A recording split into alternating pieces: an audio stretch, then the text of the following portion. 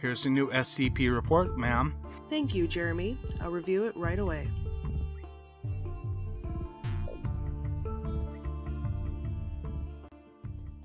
Welcome to SCP Reports. I'm SR Hellsing. Today's SCP is SCP-625, Anklebiters. If you have an SCP or creepypasta you would like me to read, please let me know in the comments or email me at officialscpreports@gmail.com. Instances of SCP-625 are nocturnal organisms composed primarily of distinct sections from no less than 7 different species of Rodentia. They range between 20 and 30 centimeters in length and, when unfed, weigh between 2.0 and 2.5 kilograms. When left alone, SCP-625 specimens do not exhibit unusual behavior. They engage in attempts at reproduction but appear to be infertile. SCP-625 specimens are omnivorous and have metabolic requirements comparable to those of other rodents their size. Specimens do not necessarily have a body plan conforming to that of non-anomalous rodents. Instances have been located that do not possess bilateral symmetry and have instances that possess an abnormal number or arrangement of limbs. All instances have extremely sensitive eyes and ears and have 2 claws between 12 and 16 centimeters in length on each foreleg. SCP-625 specimens are capable of using these claws for rudimentary manipulation. SCP-265 has been observed licking its claws frequently. Analysis of SCP-625 saliva has revealed the presence of a powerful local anesthetic, which is produced by a specialized gland located in each specimen's body.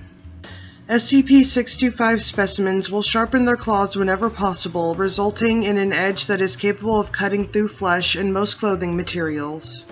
Each instance of SCP-625 appears to have a unique composition, with tissue from any individual species comprising no more than 30% of the specimen's total mass.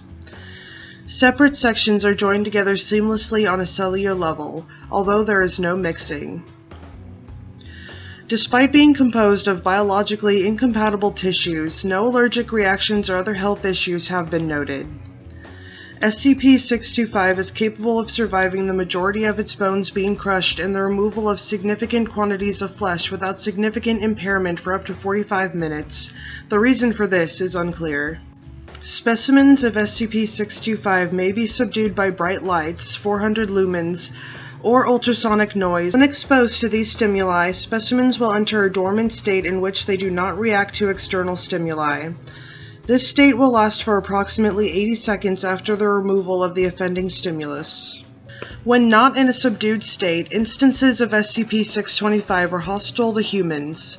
When aware of the presence of a human, SCP-625 will exhibit increased speed and strength, and will cause less noise than normal. SCP-625 will attempt to approach any human subject without the subject noticing. If it goes unnoticed, SCP-625 will use its claws to remove a radial slab approximately 3 centimeters in height from each ankle of the subject, attempting to leave the bone intact. Due to the anesthetic produced by SCP-625, the subject will not experience pain. It is possible for subjects to suffer from severe blood loss before becoming aware of their condition. Instances of SCP-625 will compete with each other for access to human ankles if necessary. Upon obtaining these slabs of flesh, the specimen will attempt to retreat to a nearby dark, secluded place where it will consume the meat.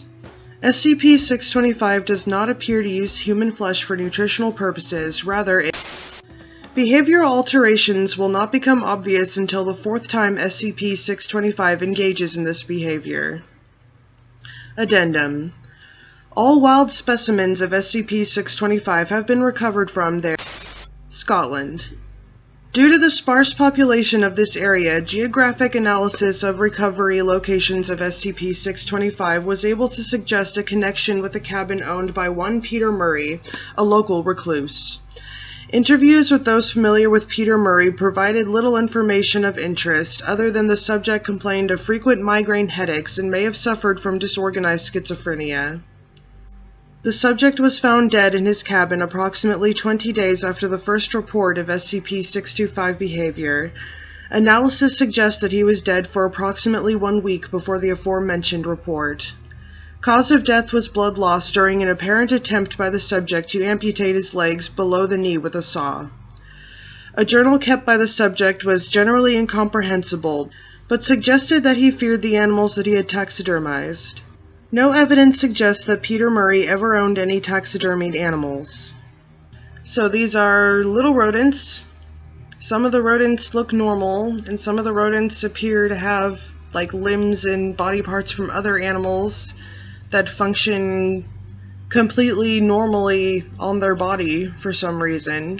The cells don't intertwine, they don't mix, but it's like if you could cut off a human's hand and then attach it to some random spot on, let's say, a cow, but the hand wouldn't like rot off and die or anything. It would become like a working, living extension of the cow. So if you can picture rodents like that, then yeah. So some of them look cute and normal, and others have weird limbs and displaced, just weird, kind of a Frankenstein-looking animals, I guess. And they have a powerful anesthetic in their claws, which is just produced naturally. And if you're not watching your back carefully enough, they'll sneak up on you, remove a chunk of skin from your ankle, which you won't even feel, and then they'll just carry it off. It can be especially dangerous because since a human doesn't feel it, they could very, very easily bleed to death just because they did not notice what was happening. Especially if that happened to them in their sleep. That would be especially dangerous. But it didn't say if they did anything in people's sleep or not. It just said they did that. But I suppose attacking somebody in their sleep would be the easiest way for them to not notice you before you did it, so maybe they do. Who knows? Not sure how to feel about that Peter Murray guy. I mean, clearly SCP-625 got to him, but it makes me wonder, was he just crazy for other reasons, or did the animals have anything to do with him getting crazy? You know? That's kind of the question I have. Can these animals also make people insane? Maybe it has something to do with the anesthetic. I don't know. I have a few questions. I do.